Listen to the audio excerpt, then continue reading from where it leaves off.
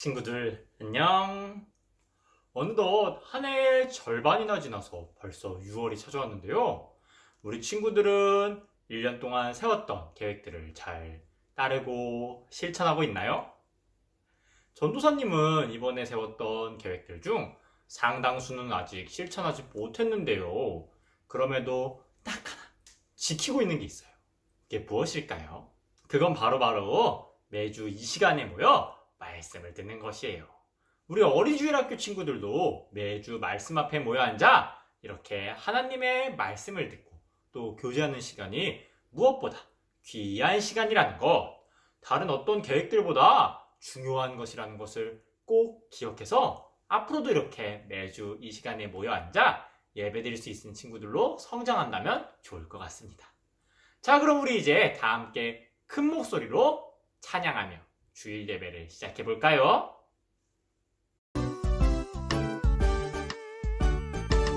나는야 주의 어린이 주의 사랑으로 자라가요. 나는야 주의 어린이 주의 말씀 안에 자라가요. 예수님처럼 기도하고 예수님처럼 섬기며 믿음으로 자라가요. 나는야 주의 어린이.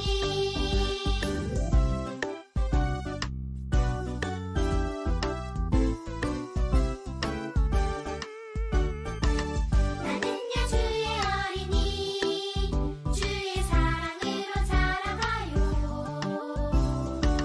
나는야 주의 어린이 주의 말씀 안에 자라가요. 예수님처럼 기도하고 예수님처럼 섬기며 믿음으로 자라가요. 나는야 주의 어린이.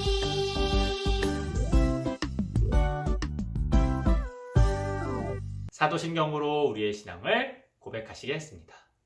전능하사 천지를 만드신 하나님 아버지를 내가 믿사오며 그 외아들 우리 주 예수 그리스도를 믿사오니 이는 성령으로 잉태하사 동정녀 마리아에게 나시고 본디오 빌라도에게 고난을 받으사 십자가에 못 박혀 죽으시고 장사한 지 사흘 만에 죽은 자 가운데서 다시 살아나시며 하늘에 오르사 전능하신 하나님 우편에 앉아 계시다가 저리로서 산자와 죽은 자를 심판하러 오시리라.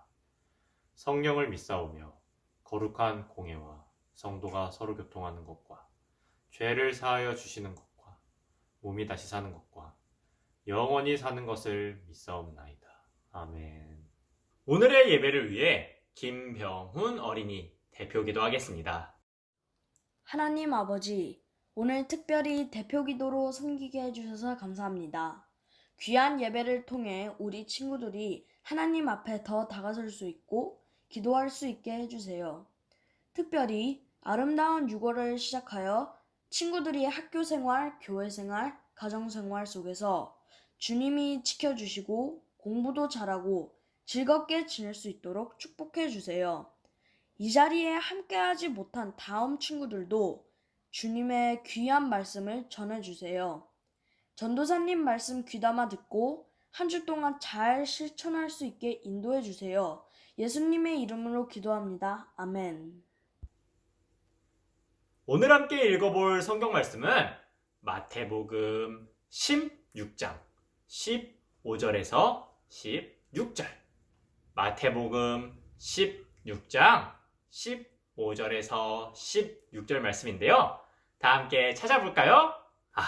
집에서 예배드리더라도 성경책을 옆에 꼭 준비하고 함께 예배드려야 한다는 사실 잊지 않았겠지요? 자, 그럼 우리 함께 신약성경 28페이지, 신약성경 28페이지를 찾아보겠습니다. 다 찾았으면 큰 목소리로 함께 읽어보도록 하겠습니다. 이르시되 너희는 나를 누구라 하느냐? 시몬 베드로가 대답하여 이르되 주는 그리스도시요 살아계신 하나님의 아들이시나이다. 아멘. 친구들, 혹시 이 포스터를 본 적이 있나요? 당신이 오늘도 밟은 이것은 누군가의 눈입니다. 응? 이 포스터가 어떤 내용을 담고 있는 거죠? 네, 바로 시각장애인이 걸어갈 때 길을 안내해주는 유도 블록을 밟지 말라는 메시지가 담겨 있는데요. 이 유도 블록을 눈 글자 모양으로 만들어 우리가 누군가의 눈을 밟고 있다는 충격과 함께 유도 블록을 밟고 서 있으면 안 된다는 사실을 알려주고 있어요. 이 광고는 한 고등학생이 광고제에 출품한 작품인데요. 2020년 공익광고 대상을 받아 시각장애인의 필요를 알고 또 사람들에게 시각장애인들에게 바닥에 깔려있는 유도 블록이 얼마나 중요한지를 아주 잘 전달한 광고예요. 이렇게 광고의 메시지를 만드는 사람을 카피라이터라고 해요. 카피라이터는 광고해야 할 회사에 대해 생각해 보기도 하고 직접 광고하려는 물건을 사용하기도 하면서 그 상품의 어떤 면을 광고해야 할지 고민하는 직업이지요. 만약에 그 물건에 대해 아무런 정보가 없거나 깊이 고민해보지 않는다면 모두가 공감할 만한 광고는 만들 수 없을 거예요. 그래서 카피라이터는 소개하려는 상품이나 회사에 대한 이해가 꼭 필요하고 그 이해를 짧고 분명하게 표현하는 능력이 필요하지요. 자, 그럼 카피라이터처럼 나 자신을 설명하는 한 문장을 만든다면 어떻게 만들 수 있을까요? 우리 친구들이 어떤 사람인지 스스로에 대해 한 문장으로 설명해서 주변 사람들의 공감을 얻어야 한다면 어떤 말로 설명할 수 있을까요? 잠깐 생각해보고 옆 친구나 엄마 아빠와 이야기 나눠볼까요?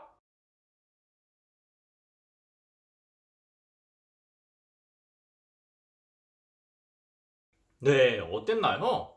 나에 대해 설명하고 싶은 말이 아주 많은 친구도 있을 거고 어떤 말을 해야 할지 어려웠던 친구도 있었을 거예요.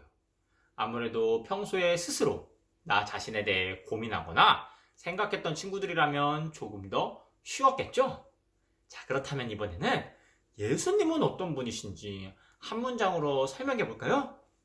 어떤 말로 설명할 수 있을까요?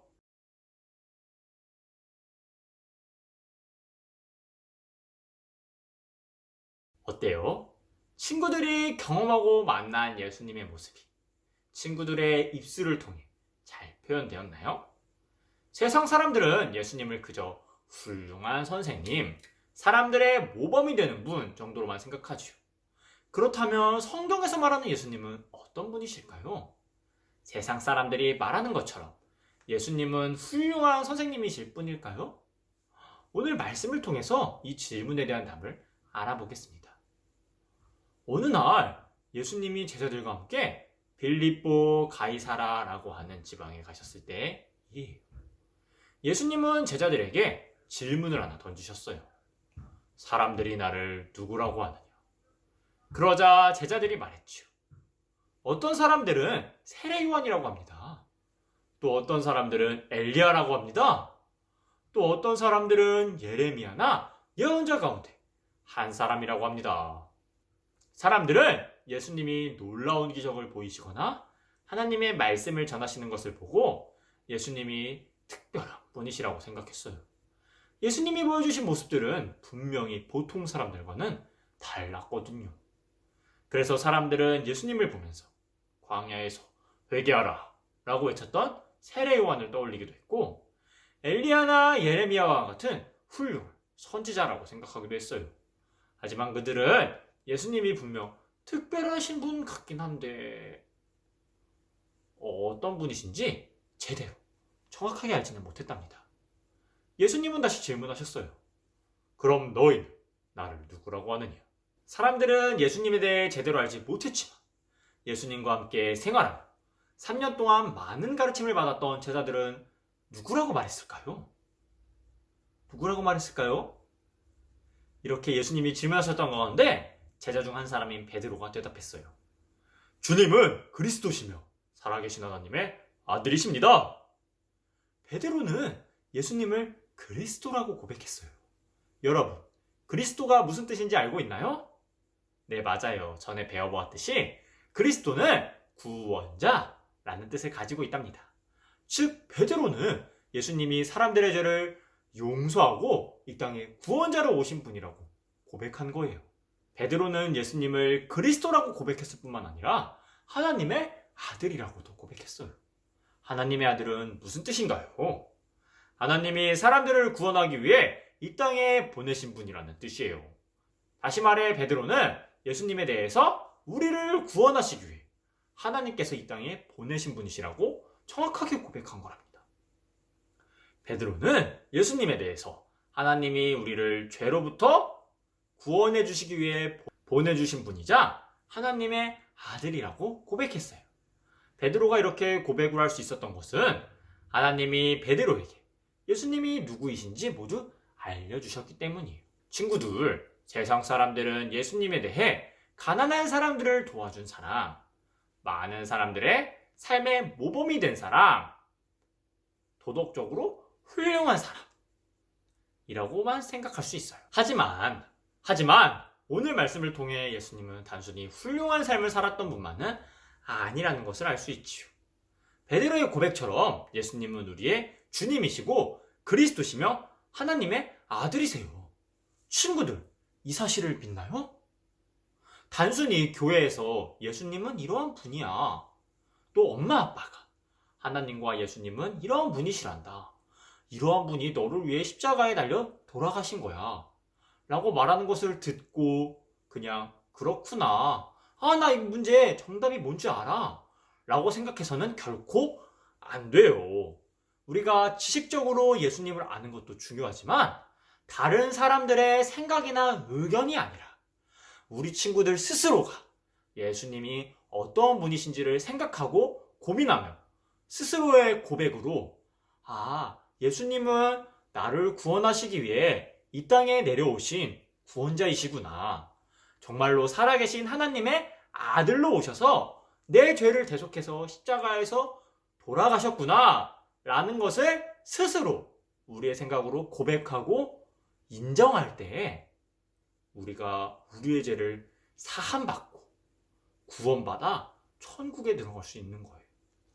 우리의 고백과 우리의 신앙은 다른 사람들의 의견이나 생각으로 말미암아 생겨나는 것이 아니라 오늘 베드로의 고백처럼 우리 친구들 스스로가 입술을 통해 고백할 때 우리의 마음과 정성을 다해 그 사실을 인정할 때 의미 있다는 것을 우리 어린이주일학교 친구들이 꼭 기억할 수 있다면 좋겠습니다. 베드로의 고백이 우리 어린이주일학교 친구들의 고백이 되기를 소망하며 이 시간 예수님을 향한 마음을 담아 우리 어린이주일학교 친구들이 이렇게 고백할 수 있다면 좋겠습니다. 주님은 그리스도시며 살아계신 하나님의 아들이십니다. 우리 어린이주일학교의 모든 친구가 우리의 구원자 되신 예수님을 믿기를 소망하며 우리 다 함께 오늘의 설교 포인트를 힘차게 외치며 예배를 마치도록 하겠습니다. 예수님이 나의 구원자이심을 믿으라. 기도하시겠습니다. 주님, 오늘 우리 어린이주일학교 친구들과 함께 베드로의 놀라운 고백을 살펴보았습니다. 세상 사람들은 예수님을 선지자라고 칭하거나 단순히 삶의 모범이 되시는 분 정도로만 이야기할 때 베드로는 예수님께서 자신을 누구라고 생각하느냐 라는 질문에 주는 그리스도시요 살아계신 하나님의 자녀이십니다 라고 믿음의 고백을 하는 것을 바라볼 수 있었습니다. 주님, 우리 어린이주일학교 친구들이 베드로의 이 고백이 베드로의 지식이나 생각으로 나온 것이 아니라 하나님께서 그 고백을 할 수 있게 허락해 주셨으며 알려주셨다는 사실을 온전히 믿기를 소망합니다. 그리하여 우리 어린이주일학교 친구들이 아직은 말씀을 온전히 듣거나 신앙을 가지고 예수님이 나의 구주시라는 것을 고백하기 어려울지라도 우리 친구들이 예수님 앞에 엎드려 함께 주님 앞에 엎드려 나의 구원자 되신 예수님을 믿을 수 있는 믿음을 허락해달라 간구하며 말씀을 가까이하여 다른 무엇보다 나의 삶에 가장 필요한 것이 예수님을 아는 지식, 나의 구원자 되시는 예수님께서 나를 사랑하신다는 그 사실을 확실히 깨닫고 알게 되어 우리 친구들의 삶뿐만이 아니라 우리 어린이주일학교 친구들 주변 사람들에게까지 그 크신 구원과 이 크고 놀라운 비밀을 전할 수 있는 사람들로 성장해 나아가기를 소망하며 이 모든 말씀 우리 주 예수 그리스도의 이름으로 기도드리옵나이다. 아멘. 주기도문으로 오늘의 예배를 배하겠습니다. 하늘에 계신 우리 아버지여, 이름이 거룩히 여김을 받으시오며 나라가 임하시오며 뜻이 하늘에서 이루어진 것 같이 땅에서도 이루어지이다.